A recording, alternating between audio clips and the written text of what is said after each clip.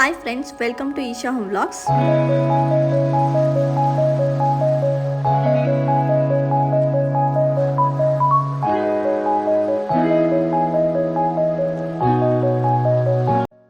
ಇವತ್ತಿನ ವ್ಲಾಗಲ್ಲಿ ನಮ್ಮ ಮನೇಲಿ ನಾವು ಹೇಗೆ ಆರ್ಗ್ಯಾನಿಕ್ ಆಗಿ ತರಕಾರಿನ ಬೆಳೆದಿದ್ದೀವಿ ಅಂತ ತೋರಿಸ್ತಾ ಇದ್ದೀನಿ. ನಮ್ಮ ಅತ್ತೆನೂ ಹೈದರಾಬಾದಿಂದ ಬಂದಿರೋದ್ರಿಂದ ಅವರಿಗೆ ಗಿಡ ನೆಡೋದ್ರಲ್ಲಿ ಮತ್ತು ಈ ತರಕಾರಿ ಬೆಳೆಸೋರಿಗೆ ತುಂಬ ನಾಲೆಜ್ ಇತ್ತು. ಸೊ ಹಾಗಾಗಿ ಅವ್ರ ಕೈಯಲ್ಲಿ ನಾನು ಹೇಳಿಸ್ಕೊತಾ ಇದ್ದೆ ಹೇಗೆ ತರಕಾರಿ ಬೆಳೆಸಬೇಕು ಅಂತ. ಸೊ ಫುಲ್ ವಿಡಿಯೋ ನೋಡಿ. ನಿಮಗೂ ನಿಮ್ಮ ಮನೇಲಿ ಏನಾದ್ರು ತರಕಾರಿ ಬೆಳಿಬೇಕು ಅಂತಿದ್ರೆ ಇದರಿಂದ ಇನ್ಸ್ಪಿರೇಷನ್ ಅಥವಾ ಇದರೊಳಗೆ ಟಿಪ್ಸ್ನ ನೀವು ತೊಗೋಬೋದು.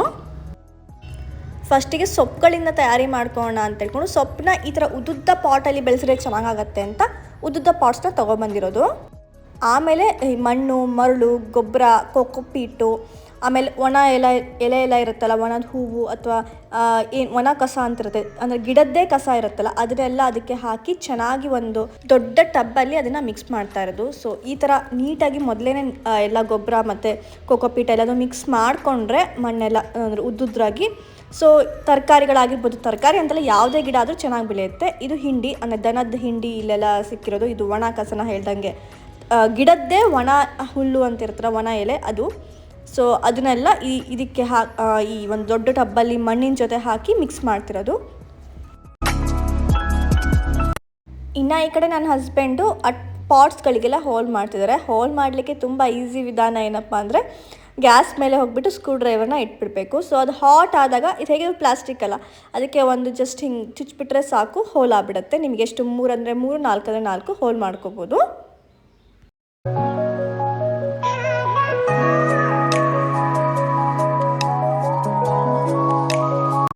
ನೆಕ್ಸ್ಟು ಈ ಥರ ಉದ್ದ ಇರೋ ಪಾಟ್ಗಳಲ್ಲಿ ಏನು ಮಿಕ್ಸ್ ಮಾಡ್ಕೊಂಡಿರೋ ಮಣ್ಣಿನ ಮಿಶ್ರಣ ಏನಿದೆ ಸೊ ಅದನ್ನು ಹಾಕೋತಿರೋದು. ಈ ಥರದೊಳಗಡೆ ಎಲೆ ಅಂದರೆ ಪಾಲಕ್ಕು ಮತ್ತು ಮೆಂತ್ಯ ಸೊಪ್ಪು, ಸೊ ಈ ಥರ ಸೊಪ್ಪು ಏನಿರುತ್ತೆ ಅದಂತಂದರೆ ಚೆನ್ನಾಗಿ ಬೆಳೆಯುತ್ತೆ ಅಗ್ಲಗ್ಲವಾಗಿ. ಸೊ ಹಾಗಾಗಿ ಈ ಥರದೊಳಗಡೆ ಮಾಡ್ತಿರೋದು.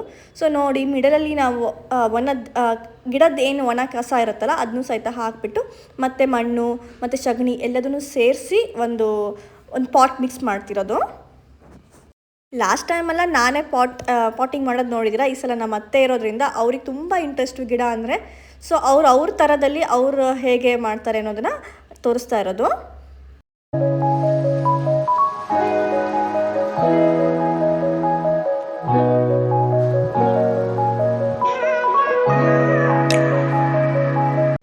ಇನ್ನು ಈ ಥರ ಮಣ್ಣೆಲ್ಲ ಚೆನ್ನಾಗಿ ಆ ಒಂದು ಪಾಟಲ್ಲಿ ಹಾಕಿದ ಮೇಲೆ ಕಂಪ್ಲೀಟಾಗಿ ಎಲ್ಲ ಕಡೆನೂ ಸಮ ಆಗಿ ಬರೋ ಹಾಗೆ ಅದನ್ನು ನೋಡ್ಕೋಬೇಕು. ಮಣ್ಣನ್ನು ಸಹಿತ ಒಂದು ಹೂವಿನ ಥರ ಅಂದರೆ ಹತ್ತಿ ಥರ ನಾವು ಅದನ್ನು ಚೆನ್ನಾಗಿ ಟ್ರೀಟ್ ಮಾಡಬೇಕು.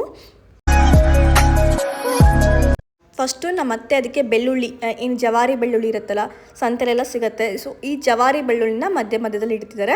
ಸೊ ಇದರಿಂದ ಬೆಳ್ಳುಳ್ಳಿದು ಒಂದು ಎಲೆ ಬರುತ್ತೆ. ಸೊ ಅದನ್ನು ನೀವೇನಾದರೂ ಒಗ್ಗರಣೆ ಮಾಡಬೇಕಾದ್ರೆ ಸಾಂಬಾರು ಅಥವಾ ಸಾರು, ಪಲ್ಯಗಳಲ್ಲಿ ಎಕ್ಸ್ಪೆಷಲಿ ರೊಟ್ಟಿ ಜೊತೆ ಪಲ್ಯ ಮಾಡಬೇಕಾದ್ರೆ ಅದನ್ನು ಹಸಿಯಾಗಿ ಹಾಗೆ ತಿನ್ಬೋದು. ಇಲ್ಲ ಅಂದ್ರೂ ನೀವು ಒಗ್ಗರಣೆ ಮಾಡ್ತಿದ್ದೀರಾ ಅಂದರೆ ಜಸ್ಟ್ ಒಂದು ಆ ಸೊಪ್ಪನ್ನ ಕಟ್ ಮಾಡ್ಕೊಂಡು ಒಗ್ಗರಣೆ ಹಾಕಿದ್ರು ಸಕ್ಕತ್ತಾಗಿರುತ್ತೆ. ಸೊ ಇದು ಬೆಳ್ಳುಳ್ಳಿ ಎಲೆ ದಿನಾನು ಕಟ್ ಮಾಡ್ಕೊಂಡು ತಿನ್ನೋಕ್ಕೆ ಅಂತ ಹೇಳ್ಕೊಂಡು ಮಾಡ್ತಿರೋದು. ಇದು ಮೆಂತ್ಯ ಸೊಪ್ಪು, ಆಬ್ವಿಯಸ್ಲಿ ಗೊತ್ತಿದೆ. ಮೆಂತ್ಯನ ಸ್ವಲ್ಪ ನೆನೆಸಿಟ್ಟಿರಬೇಕು. ಸೊ ಆ ನೆನೆಸಿಟ್ಟಿರೋದು ಮೊಳಕೆ ಬಂದಿರುತ್ತೆ. 2 ದಿನ ನೆನೆಸಿಟ್ಟು ಅದಾದಮೇಲೆ ಬಂದಾಗ ಮೊಳಕೆ ಬಂದಿರೋವಂಥ ಮೆಂತ್ಯ ಸೀಡ್ಸ್ನ ಹಾಕ್ತಾ ಇರೋದು. ಮೊಳಕೆ ಬಂದಿದ್ರೆ ಬೇಗ ಬಂದುಬಿಡುತ್ತೆ, ಇಲ್ಲ ಅಂದರೆ ಸ್ವಲ್ಪ ಒಂದು 4-5 ಡೇಸ್ ಲೇಟ್ ಆಗುತ್ತೆ ಬರೋದು. ಬಟ್ ಮೆಂತ್ಯ ಸೀಡ್ಸ್ನ ನೆನೆಸಿಟ್ಟಿದ್ದನ್ನು ಹಾಕಿದರೆ ಬೇಗನೆ ಮೆಂತ್ಯ ಸೊಪ್ಪು ಬರುತ್ತೆ. ಇನ್ನು ಅದ್ರ ಮೇಲೆ ಇನ್ನೊಂದು ಸ್ವಲ್ಪ ಲೇಯರ್ ಮಣ್ಣನ್ನು ಮುಚ್ಚಿಬಿಟ್ಟು ನಮ್ಮ ಮನೆಯವರು ಸ್ಪ್ರೇಯಲ್ಲಿ ನೀರು ದೊಡ್ಡ ದಪ್ಪವಾಗಿ ನೀರು ಹಾಕಬಾರ್ದಂತೆ ಸ್ಪ್ರೇಯಲ್ಲಿ ನೀರು ಹೊಡಿತಾ ಇರೋದು. ಸೊ ನೋಡಿ, ಆ ಕಡೆ ಮಣ್ಣನ್ನು ಅದ್ರ ಮೇಲೆ ಲೇಯರ್ ಮಾಡ್ತಿದ್ದಾರೆ, ಇನ್ನೊಂದು ಲೇಯರು. ಅದಾದಮೇಲೆ ಸ್ಪ್ರೇ ಹಾಕಿ ಸ್ಪ್ರಿಂಕಲ್ ಮಾಡ್ತಿದ್ದಾರೆ. ವಾಟರ್ನ ಫುಲ್ ಹಾಕಿಬಿಟ್ರೆ ಬೀಜಗಳೆಲ್ಲ ಪೂರ್ತಿ ಒಳಗಡೆ ಹೋಗಿಬಿಡುತ್ತೆ, ಬೆಳೆಯೋಕ್ಕೆ ಕಷ್ಟ ಆಗುತ್ತೆ. ಹಾಕಿ ಜಸ್ಟ್ ಸ್ಪ್ರೇ ಮಾಡಬೇಕಷ್ಟೇ.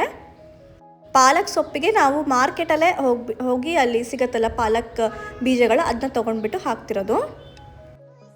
ಕೆಲವೊಂದು ಸಲ ದೊಡ್ಡ ಪಾಟಿಗೆ ಹಾಕೋಕ್ಕಿಂತ ಮುಂಚೆ ಈ ಥರ ಸಣ್ಣ ಲೋಟದಲ್ಲಿ ಈ ಟೊಮೆಟೊ ಬೀಜಗಳನ್ನೆಲ್ಲ ಹಾಕಿಬಿಟ್ಟು ಮೊಳಕೆ ಅಥವಾ ಸಣ್ಣ ಗಿಡ ಬರೋ ತನಕ ಅದನ್ನು ಕಾಯಬೇಕು, 1 ವಾರ ತನಕ. ಅದಾದಮೇಲೆ ಸಣ್ಣ ಗಿಡ ಬಂದಮೇಲೆ ಅದನ್ನು ದೊಡ್ಡ ಪಾಟಿಗೆ ಶಿಫ್ಟ್ ಮಾಡಬೇಕು. ಸೊ ಈ ಥರ ಸಣ್ಣ ಒಂದು ಕಪ್ಪಲ್ಲೂ ಸಹಿತ ಟೊಮೆಟೊದು ಬೀಜಗಳನ್ನೆಲ್ಲ ಹಾಕಿಡ್ತಾರದು. ಒಂದ್ಸಲ ಇದ್ರ ರುಚಿ ನಿಮಗೆ ಗೊತ್ತಾಯಿತು ಅಂದರೆ ಮನೆಯಲ್ಲೇ ಆರ್ಗ್ಯಾನಿಕಾಗಿ ಬೆಳೆಯೋದು ನಿಮಗೆ ಒಂಥರ ಮಜಾ ಬಂತು. ಇದನ್ನು ಮಾಡ್ತಿರ್ಬೇಕಾದ್ರೆ ಮಣ್ಣು ಮುಟ್ಟಬೇಕಾದ್ರೆ ಮಿಕ್ಸ್ ಮಾಡಬೇಕಾದ್ರೆ ಬೀಜ ಎಲ್ಲ ಹಾಕ್ತಿರ್ಬೇಕಾದ್ರೆ ಅನಿಸ್ಬಿಟ್ರೆ ನಿಮಗೆ ಎವ್ರಿ ಸಂಡೇ ಅಥವಾ 15 ಡೇಸಿಗೆ ಒಂದ್ಸಲ ನೀವು ಈ ಕೆಲಸನ ತುಂಬ ರಿಲ್ಯಾಕ್ಸೇಷನ್ ಆಗಿ ಮಾಡ್ಬೋದು. ನನಗಂತೂ ಇದು ಫೇವ್ರೆಟ್ ಕೆಲಸ. ಏನಾದರೂ ಮಣ್ಣಿನ ಕೆಲಸ ಮಾಡ್ತೀನಿ, ಗಿಡದ ಕೆಲಸ ಮಾಡ್ತೀನಿ ಅಂದರೆ ಸಿಕ್ಕಾಪಟ್ಟೆ ರಿಲ್ಯಾಕ್ಸ್ ಆಗುತ್ತೆ. ಎಷ್ಟೇ ಸ್ಟ್ರೆಸ್ ಇದ್ರೂ ಸಹಿತ ಒಂದು ರಿಲ್ಯಾಕ್ಸ್ ಕೊಡೋ ಅಂಥದ್ದು ನನ್ನ ಲೈಫಲ್ಲಿ ಅಂದರೆ ಈ ಏನಂತಾರೆ ತರಕಾರಿ ಬೆಳೆಯೋದು ಅಥವಾ ಗಿಡ ಹಚ್ಚೋದೆ. ನಾನು ಈ ಸಲ ತರಕಾರಿ ಬೆಳೀತಾ ಇರೋದು ಎವ್ರಿ ಟೈಮ್ ಗಿಡ ಅದು ಇದು ಗಿಡದ ನರ್ಸರಿ ಹೋಗ್ಬಿಟ್ಟು ತಂದುಬಿಟ್ಟು ಹಚ್ಚೋದೇ ಮಾಡ್ತಾ ಇರ್ತೀನಿ. ನೀವು ಒಂದ್ಸಲ ಟ್ರೈ ಮಾಡಿ. ಒಂದ್ಸಲ ನಿಮಗೆ ಇದ್ರದ್ದು ಏನಾದರೂ ರುಚಿ ಕಾಣಿಸ್ತು ಅಂದರೆ ಇದ್ರೊಳಗೆ ಮಜಾ ಸಿಗ್ತಿದೆ, ಸೊ ಎಷ್ಟು ರಿಲ್ಯಾಕ್ಸ್ ಆಗುತ್ತೆ ಮೈಂಡು ಅಂತ ಅನಿಸಿದ್ಮೇಲೆ ನೀವೇ ಬಿಡೋದಿಲ್ಲ, ಮನೆ ತುಂಬ ಗಿಡ ಮಾಡ್ಕೊತೀರಾ. ಆ್ಯಂಡ್ ಮೇಯ್ನಾಗಿ ಹೆಲ್ದಿನೂ ಕೂಡ.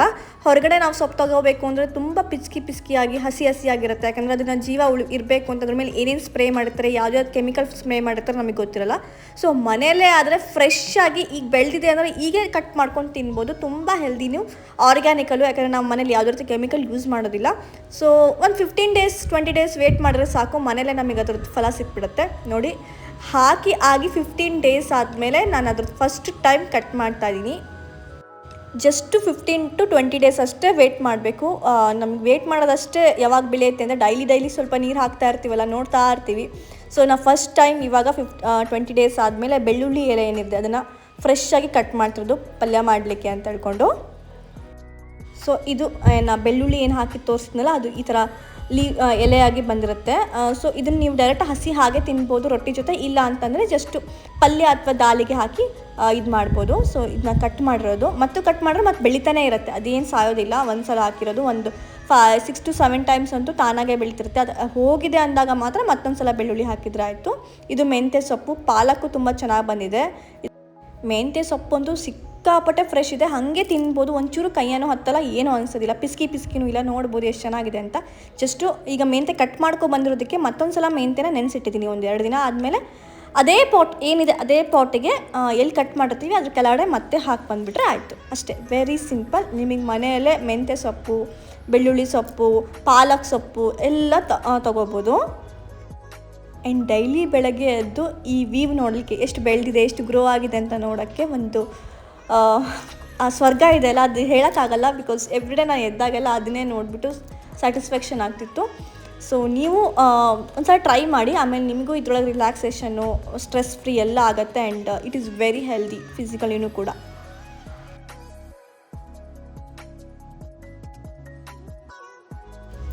ಆ್ಯಂಡ್ ಇದು ಟೊಮೆಟೊ.